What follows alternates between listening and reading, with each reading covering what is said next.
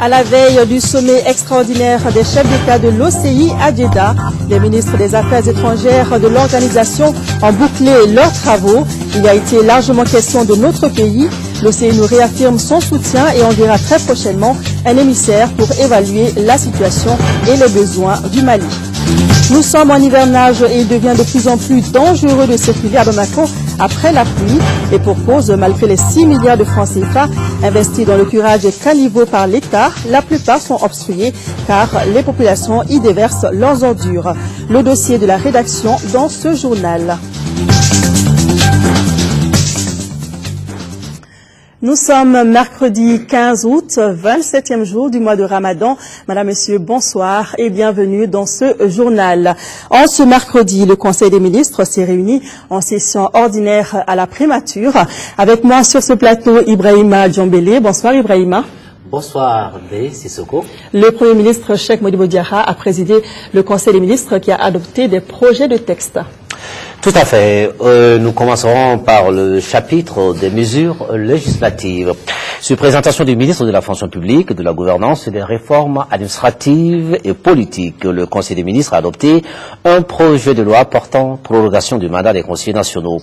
Le Haut Conseil des collectivités est une institution de la République qui assure la représentation des collectivités territoriales et celle des Maliens de l'extérieur. Les membres du Haut Conseil des collectivités appelés conseillers nationaux sont élus pour 5 ans au suffrage indirect. En prévision de la fin du mandat des conseillers nationaux élus en 2007, le collège électoral en vue de nouvelles élections avait été convoqué pour la date du 25 mars 2012. Les événements survenus à partir du 22 mars 2012 ont interrompu ce processus de renouvellement. Le mandat ayant expiré depuis avril 2012, le Haut Conseil des collectivités ne peut plus juridiquement mener d'activité ni accomplir ses missions constitutionnelles, notamment donner un avis motivé sur toute question de développement local et régional. Par ailleurs, au regard de l'obligation faite au gouvernement de saisir pour avis le Haut Conseil des collectivités pour toute action concernant la protection de l'environnement, l'amélioration de la qualité de vie des citoyens à l'intérieur des collectivités, il apparaît nécessaire de permettre à l'institution de fonctionner. C'est aussi dans ce sens que les chefs d'État et de gouvernement du groupe de contact de la CEDEAO ont recommandé la prorogation du mandat des membres du Haut Conseil des collectivités. Le présent projet de loi est pris dans ce cadre. Il proroge le mandat des conseillers nationaux jusqu'à l'élection de nouveaux conseillers. Au chapitre des mesures réglementaires, sur le rapport du ministre de la Défense et des anciens combattants, le Conseil des ministres a adopté un projet de décret fixant les détails de l'organisation et les modalités de fonctionnement du comité militaire de suivi de la réforme des forces de défense et de sécurité. Le comité militaire de suivi de la réforme des forces de défense et de sécurité a été créé par la loi numéro 2012-027 du 12 juin 2012. Placé auprès du président de la République, le comité militaire du suivi de la réforme des forces de défense et de sécurité est chargé de participer à l'élaboration du programme de réforme des forces de défense et de sécurité en collaboration avec les ministres chargés de la défense et de la sécurité, d'assurer le suivi de la mise en œuvre de la réforme et de procéder à son évaluation. L'adoption du présent projet de décret a pour objet de fixer les détails de l'organisation et les modalités de fonctionnement du dit comité. Le comité militaire du suivi de la réforme des forces de défense et de sécurité comprend 3 commissions de travail et un secrétariat général chargé des tâches administratives et de gestion. Le président du comité militaire de suivi de la réforme des forces de défense et de sécurité reçoit les rapports des commissions de travail et rend compte des activités du comité au président de la République. Voilà ce qu'il fallait retenir du Conseil des ministres de ce mercredi. Merci Ibrahima. Nous poursuivons ce journal. Le président de la République par intérim a reçu ce matin un émissaire du président sénégalais Macky Sall. Abdoulaye Bathily, ministre conseiller à la présidence de la République sénégalaise, est porteur d'un message de solidarité et de fraternité au président malien. Il a été interrogé à sa sortie d'audience par Aïssata Ibrahim Maïga. Je suis venu donner un message de solidarité, d'amitié, de fraternité du président Macky Sall au président Dioncounda Traoré président de la transition. Vous savez que le Sénégal et le Mali sont non seulement des pays voisins, mais je dois dire que c'est le même pays. Le Mali a beaucoup donné à notre sous-région. C'est le creuset de la civilisation ouest-africaine. Alors, ce qui arrive aujourd'hui au Mali nous préoccupe et nous le ressentons dans notre chair, dans notre sang. Et c'est pourquoi ce message de solidarité que le président Macky Sall m'a chargé de transmettre au président Dioncounda Traoré vient du fond du cœur. Dans le cadre africain, partout où je vais, sur le continent africain, je trouve des militaires maliens, des diplomates maliens qui participent à la résolution des conflits dans d'autres États du continent. Ce qui est pour moi l'expression de la solidarité du peuple malien à travers ses militaires, à travers ses diplomates, à la solution des problèmes de ces pays africains dans le cadre de la solidarité africaine. Et donc c'est tout à fait normal pour nous de venir aujourd'hui en retour d'exprimer aussi notre solidarité au peuple malien dans ce moment d'épreuve. Notez qu'au courrier départ de la présidence, le président de la République par intérim a adressé un message de félicitations au président de la République du Congo-Brazzaville. C'est à l'occasion de la fête nationale de son pays. Dans son message, Dioncounda Traoré réaffirme sa disponibilité à œuvrer au renforcement des excellentes relations d'amitié entre le Congo et le Mali. Fin hier soir à Djeddah de la réunion des ministres des Affaires étrangères de l'OCI, l'organisation de la conférence islamique. Les ministres se sont transportés à la Mecque où s'ouvre ce soir le sommet extraordinaire des chefs d'État de l'OCI sur initiative du roi d'Arabie Saoudite. Il y sera question de la Syrie, mais déjà hier, c'était la situation au Mali qui était au centre des échanges entre les ministres des Affaires étrangères. Le reportage de Aoué Touré depuis la Mecque. À cette réunion, c'est le ministre d'État, ministre des Affaires étrangères qui représente le Mali. Ce 4e sommet extraordinaire était exclusivement convoqué en relation avec la crise syrienne. Mais avec beaucoup de dynamisme, la crise malienne a pu figurer au centre des débats. Ainsi, le ministre d'État, Sadio Maninso, après avoir rendu hommage aux serviteurs des deux saintes mosquées, le roi Abdallah bin Abdelaziz Al Saoud a réaffirmé l'engagement du Mali à soutenir les justes causes de la Oumma islamique. Et dans son adresse, il est revenu dans les détails sur la situation de crise politico-sécuritaire de notre pays, tout en insistant sur l'occupation des régions du Nord. Situation qui sape, selon lui, les efforts entrepris par le gouvernement et ses partenaires pour le développement économique et social de ces régions.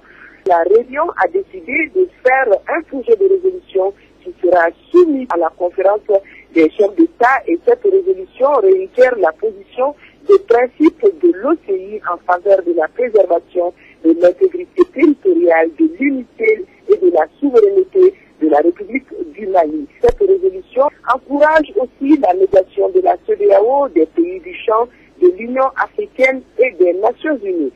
Au nombre des chefs d'État de la sous-région présents à cette rencontre de la Mecque, on a vu l'Ivoirien Alassane Dramane Ouattara, Macky Sall du Sénégal, le Mauritanien Abdelaziz et le Nigérien Mahamadou Issoufou. L'organisation de la conférence islamique OCI va dépêcher au Mali un envoyé spécial pour évaluer la situation sur le terrain et les besoins actuels de notre pays. C'est l'une des principales recommandations issues du 4e sommet extraordinaire de l'OCI tenu hier en Arabie Saoudite. L'organisation a en outre réaffirmé son soutien au gouvernement malien tout en saluant les efforts en cours pour rétablir la paix. Le ministre d'État, ministre des Affaires étrangères et de la coopération internationale, Sadio Lamine Sow, qui conduit la délégation, revient ici sur les conclusions de ce sommet. Il est au micro de Aoué Touré. Nous sommes très satisfaits de ce sommet. Nous partons, ma délégation et moi-même, très réconfortés.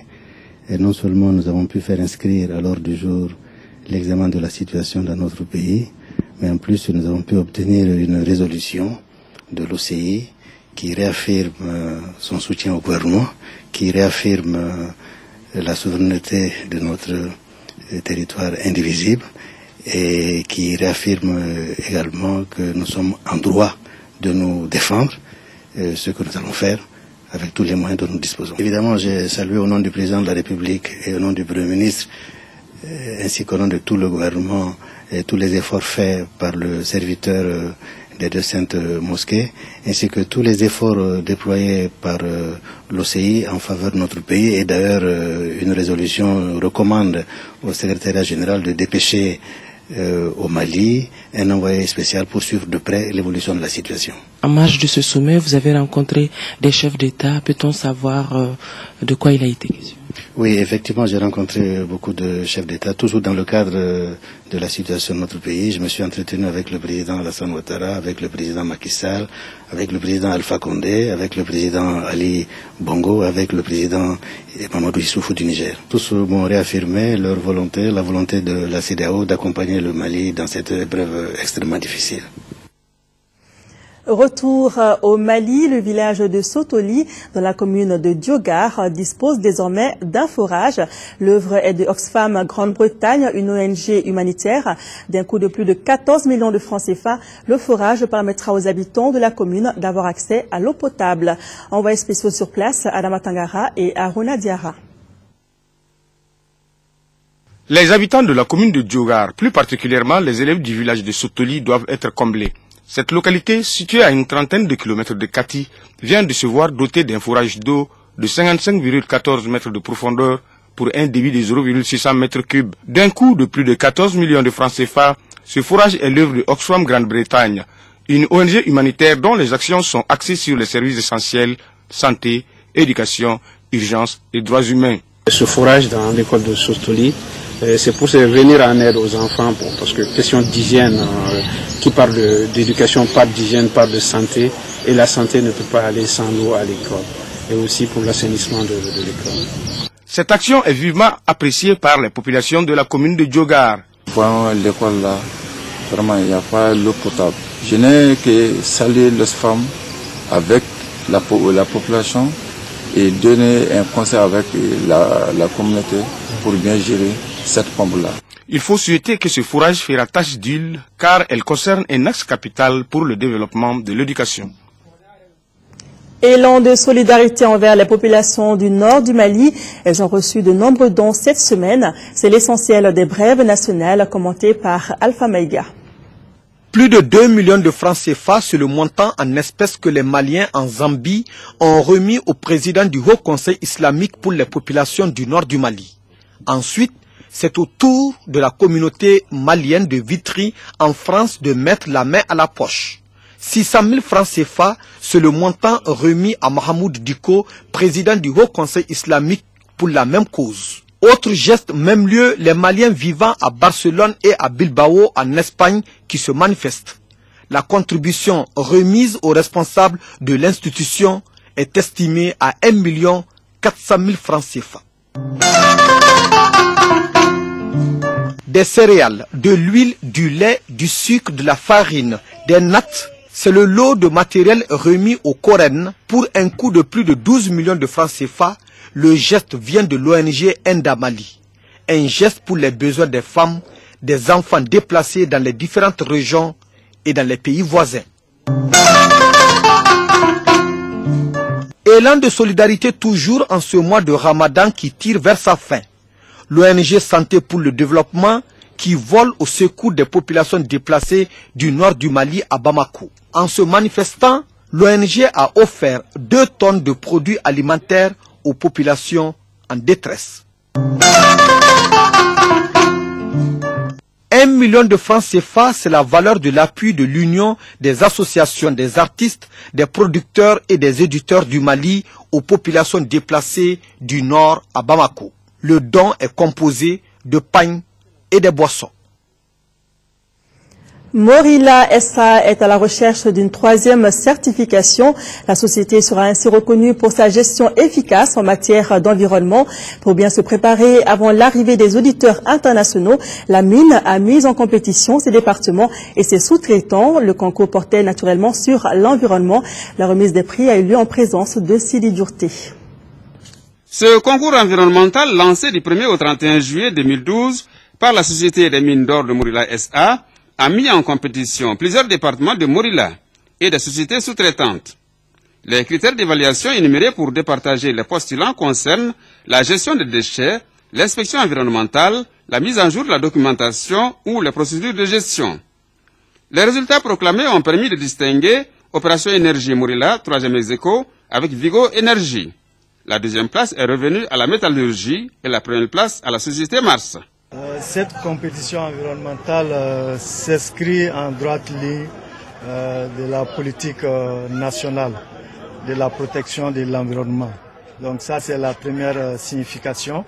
Et la deuxième signification, c'est réellement pour honorer un engagement international. Parce que en 2006, nous avons eu la certification ISO 14001 et nous avons été recertifiés en 2009 et voilà, on est en 2012 et nous sommes en train de préparer la recertification pour 2012. Donc toute cette activité réellement s'inscrit dans ce cadre global.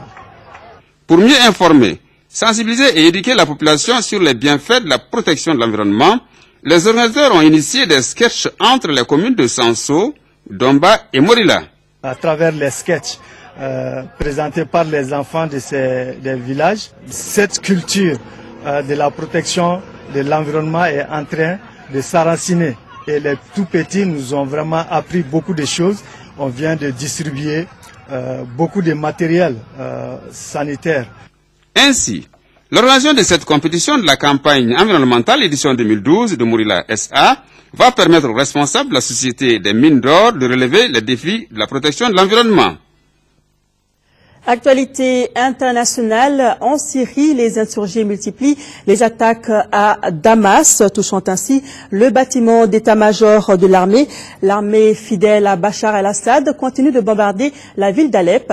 La communauté internationale craint que ce conflit n'atteigne toute la région.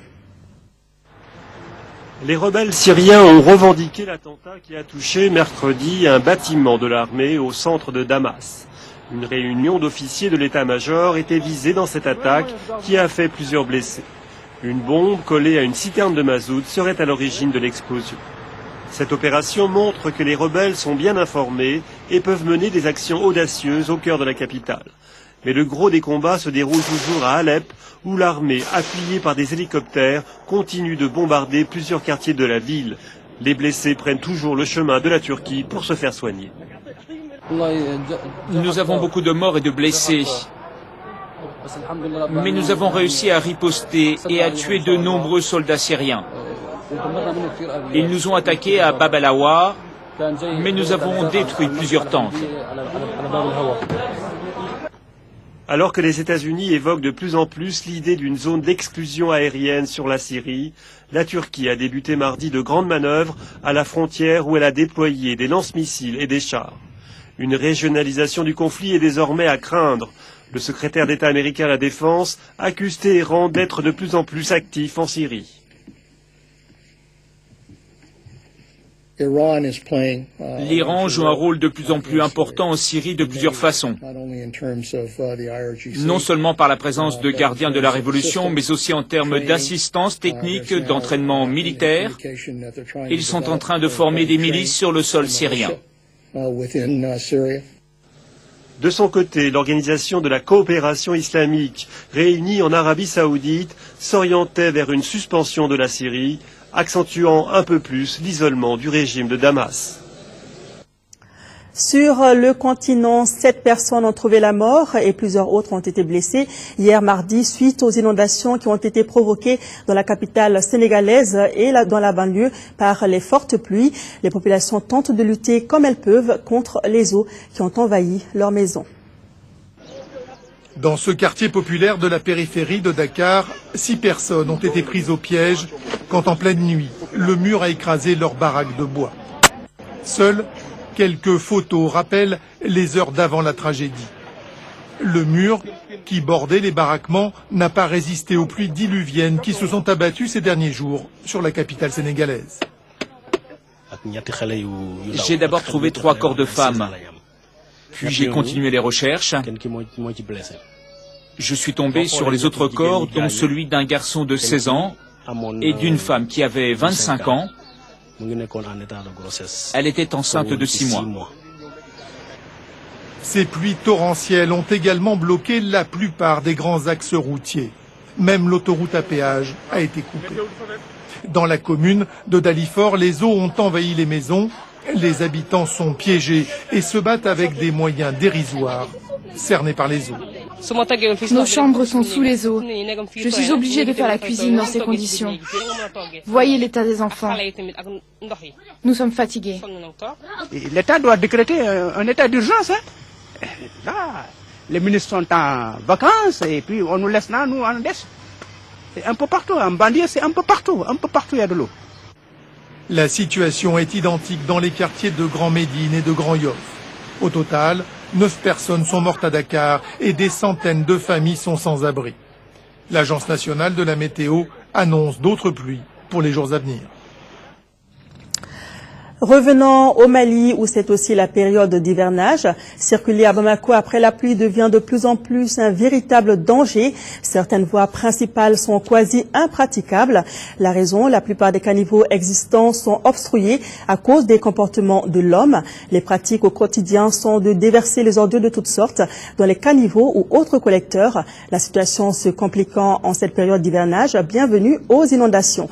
Pourtant, la mairie du district investit 6 milliards de francs CFA dans le curage des caniveaux par an. C'est le dossier de la rédaction signée Mohamed Diarra.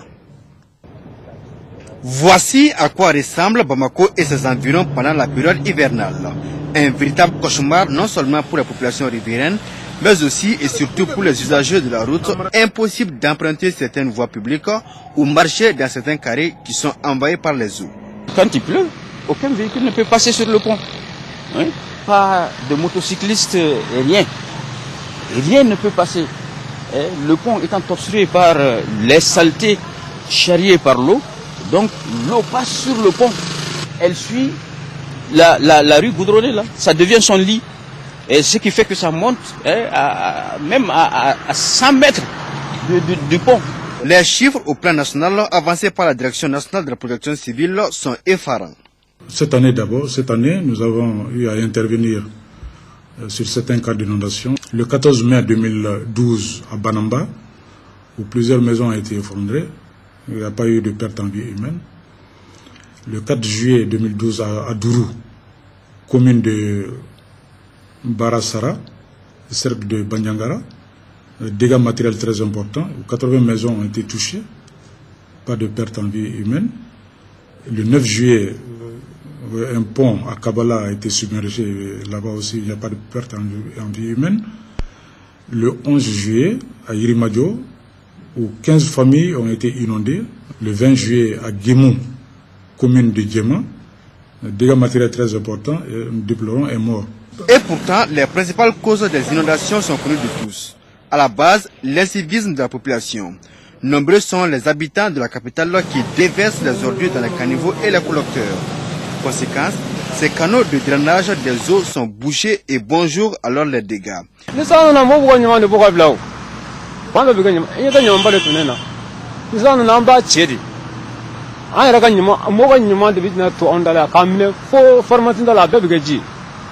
Le déversement des ordures dans ces caniveaux font que les risques d'inondation sont bel et bien réels à Bamako.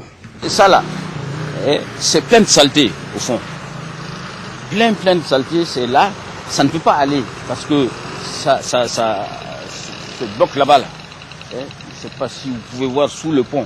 À cela s'ajoutent d'autres facteurs plus importants. On peut citer entre autres l'erreur de la conception des routes et caniveaux qui sont sous-dimensionnés. Il y a un manque de réseau. Le réseau qui existe est insuffisant pour couvrir la ville de Bamako. Nous avons des problèmes d'erreur de conception. Parce que souvent, les caniveaux existants et réalisés sont sous-dimensionnés. Tel est le cas, par exemple, de la zone ACI 2000, qui n'a pas prévu la prise en charge des eaux du bassin versant de Amdala et de Latiabougou qui transitent par ACI 2000. Et nous avons aussi des problèmes de mise en œuvre. Parce que souvent, les programmes qui sont donnés à réaliser sont partiellement réalisés. Ce pont-là a besoin d'être relevé. Vous voyez son niveau, c'est affaissé. Par rapport au niveau actuel du sol, le pont est trop bas. Alors que c'est un pont très très utile. Tous les gros porteurs passent ici à partir de 0 heure. Et pourtant, c'est un budget colossal qui est affecté par la mairie du district de Bamako au curage des caniveaux chaque année. Cette année, nous allons faire à peu près dans les 180 km de curage contre les 380-360 km que nous avons l'habitude de faire. Le district de Bamako aujourd'hui ne peut pas couvrir les frais engloutis dans l'assainissement. Parce qu'à Bamako, on dépense près de 6 milliards dans l'assainissement par an. Et si nous faisons un calcul en application de la TDRL, la taxe de développement régional et local, si tout le monde payait les 3 000 francs par an, les frais d'entretien et même d'investissement de renouvellement de nos réseaux seraient pris en charge rien que par cette taxe-là. Chaque année, le département fournit des efforts pour mettre 200 millions à la disposition de du district afin de pouvoir curer les grands collecteurs de Bamako. Et cette année, vu la réalité du pays, on n'a pas pu entrer en possession de ces fonds. Malgré cette situation de crise, le gouvernement, à travers la Direction nationale des routes, fait de son mieux.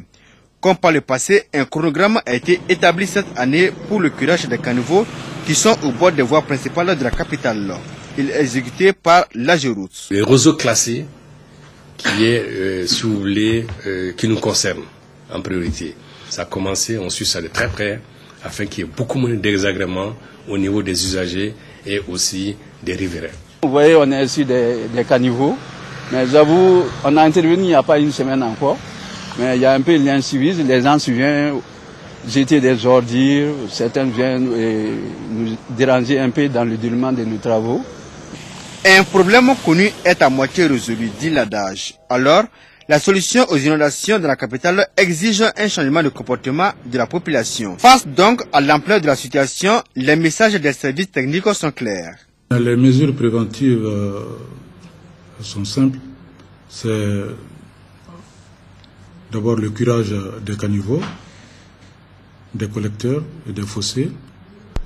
C'est de renforcer le bas des maisons en banco. Et c'est d'être toujours à l'écoute des bulletins météorologiques. Comme on a l'habitude de dire, après la pluie, c'est le beau temps. À ce rythme, nous serons tentés de dire qu'après la pluie, c'est le désastre à Bamako et ses environs. À chacun donc de prendre ses gardes puisque les services de la météo annoncent des pluies abondantes cette année.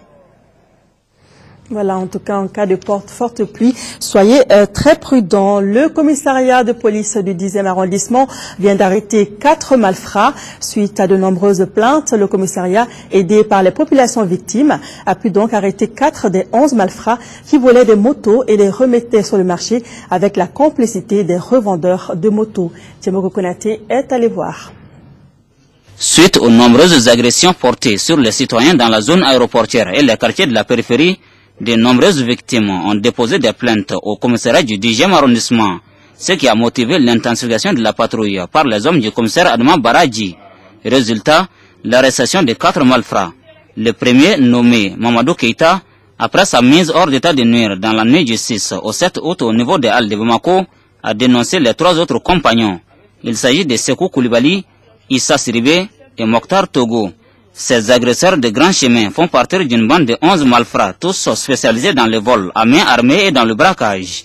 À l'interrogatoire du commissariat, ces individus ont déclaré avoir subtilisé 23 motos en espace de moins de 2 mois, dont 7 ont été récupérées par les forces de sécurité. Depuis le moment où on a fait dégager la zone aéroportière, la vie est devenue très très difficile, voire impossible pour les populations de Sénou, Yirumadio et Nyamana, aussi bien que Sirakoro.